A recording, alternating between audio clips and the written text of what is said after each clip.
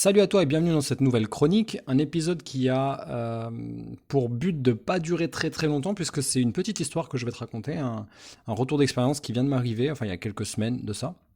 Et du coup, vu que c'est en train de se décanter, ça a bien avancé et que du coup on y voit un peu plus clair au niveau des solutions, bah, j'avais envie de te le partager au plus vite pour que déjà, si jamais ça t'arrive, que tu puisses en tirer peut-être toi une leçon. Moi, je vais te partager les leçons que j'en ai tirées et aussi expliquer quelles sont les bonnes précautions à prendre pour que ça se passe bien.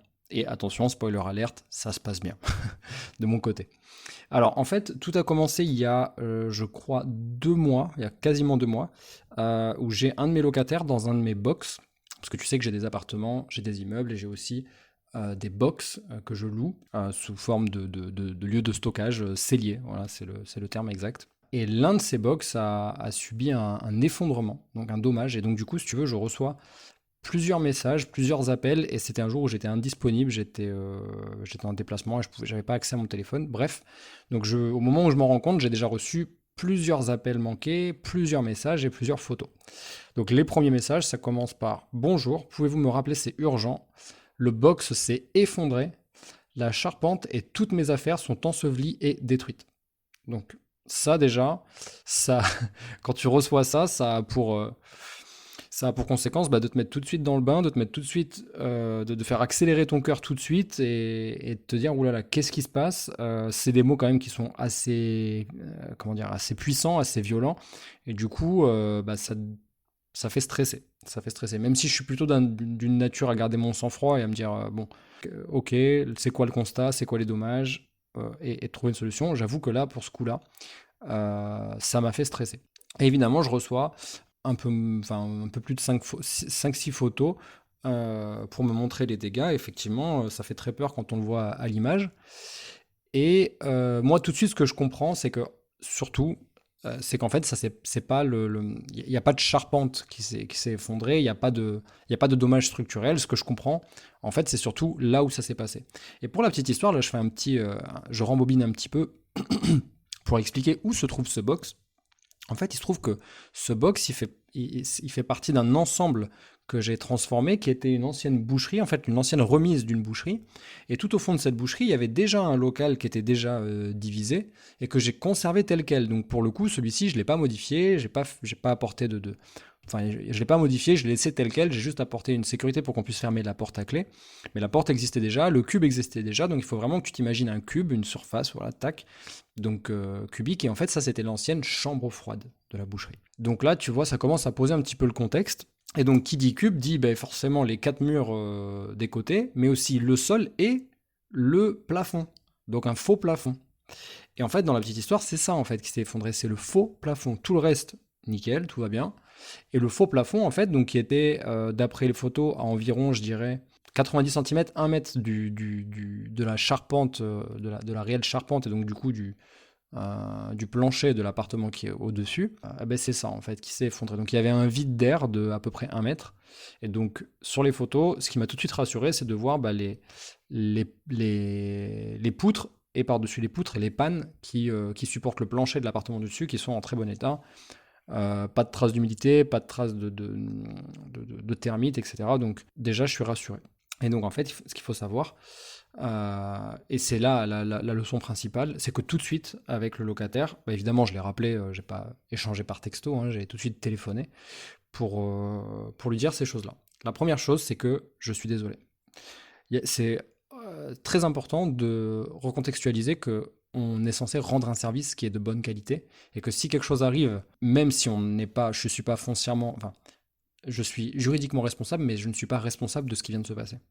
Donc juridiquement, oui, c'est moi qui ai la responsabilité parce que j'en suis le propriétaire, mais c'est pas moi je suis pas à l'initiative de ce dommage. Donc je me suis excusé, et le locataire, en fait, tout de suite en désamorçant la situation, il m'a dit, écoutez, monsieur Jamois, je comprends, moi ça m'a choqué parce que je venais en plus récupérer certaines affaires, mais au final, c'est pas de votre faute.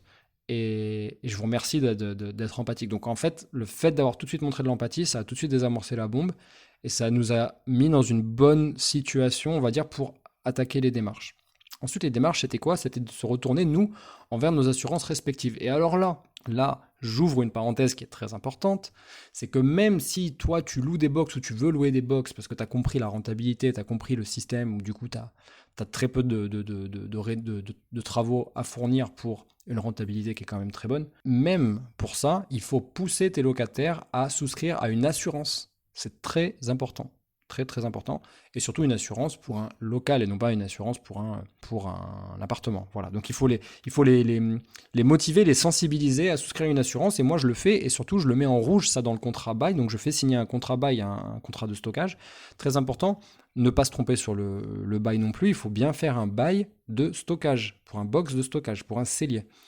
Et donc, moi, dans ce bail que j'ai fait signer, donc qui est en bonne et due forme, j'ai mis en rouge le paragraphe qui dit qu'une assurance n'est pas obligatoire, mais qu'elle est fortement recommandée dans ce genre de cas. Et à ma grande surprise, du coup, parce que je ne le savais pas, il ne m'avait pas fourni l'attestation, mais à ma grande surprise, il avait souscrit une assurance chez MMA d'ailleurs. Donc je suis très content de ça. Il m'envoie tout de suite un screenshot comme quoi, quelques jours après avoir souscrit au bail, enfin avoir signé le bail, il avait souscrit à une assurance, donc c'est nickel. Moi, évidemment, j'ai mon assurance PNO, donc propriétaire non occupant, sur toute la surface du local, qui était bel et bien valide. Donc, ma cotisation était payée, tout allait bien. Donc, du coup, on a fait tous les deux les démarches. Et c'est là que c'est nickel, parce qu'en fait, là, on a tout ce qu'il faut, on a tous les bons ingrédients pour faire un plat de qualité. C'est-à-dire, on a des gens qui sont bons en communication, donc qui s'écrivent, qui se parlent, qui s'écoutent, et qui ne sont pas submergés par leurs émotions.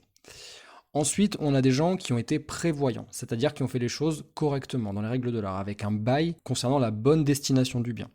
Et ensuite, qui ont fait appel à des assurances qui concernent la bonne destination du bien aussi. Donc, c'est-à-dire pas avoir pris une assurance pour un logement alors que c'est un box, par exemple. Ça aurait posé un gros problème. Voilà, donc ça, c'est les ingrédients parfaits pour que ça se passe bien. Alors ensuite, évidemment, bon, je ne vais pas faire des tonnes là-dessus, mais vous savez très bien comment ça fonctionne. On se fait passer nos références à chacun du dossier d'assurance pour qu'elles puissent prendre contact entre elles et commencer les démarches. Alors ça prend un certain temps, plusieurs semaines déjà pour être recontacté et pour que des rendez-vous d'expertise soient mis en œuvre. Et effectivement, maintenant, au bout de quasiment 2 mois, on a les experts qui sont passés. Et donc, ça a été une expertise contradictoire. Donc, contradictoire, ça veut dire quoi? Ça veut dire qu'il y a eu un expert qui représente son assurance, et un expert qui représente mon assurance, à moi, ma compagnie d'assurance. C'est pas toujours le cas, c'est même plutôt rare. Mais étant donné que c'est un peu touchy parce que c'est un box, c'est l'effondrement du plafond, mais le plafond n'est pas le toit du box, donc c'est un petit peu... Enfin bref, voilà. Et donc les deux assurances voulaient bien définir à qui revient la responsabilité et surtout qu'est-ce qu'on prend en charge dans ce dommage. Parce que là, du coup, pareil, point très important que je voulais partager avec tout le monde aujourd'hui, c'est que, et du coup que j'ai appris moi via l'expert, c'est que mon assurance du coup va prendre la responsabilité des dommages des biens qui ont été abîmés par l'effondrement et de la réfection du plafond de ce box, avec de l'isolation, tout bien correctement. S'il faut d'ailleurs remettre une IPN supplémentaire pour ce qui est au-dessus, pour renforcer, ça sera pris en charge, etc. Mais par contre, tout ce qui est enseveli, donc tout ce qui est à débarrasser, donc les gravats, ça par contre, ce n'est pas pris en compte parce que ça ne fait plus partie de l'immeuble. Et donc ça, c'est très intéressant, c'est vraiment... donc il est important d'avoir la notion juridique de tout ce qui est meuble et immeuble.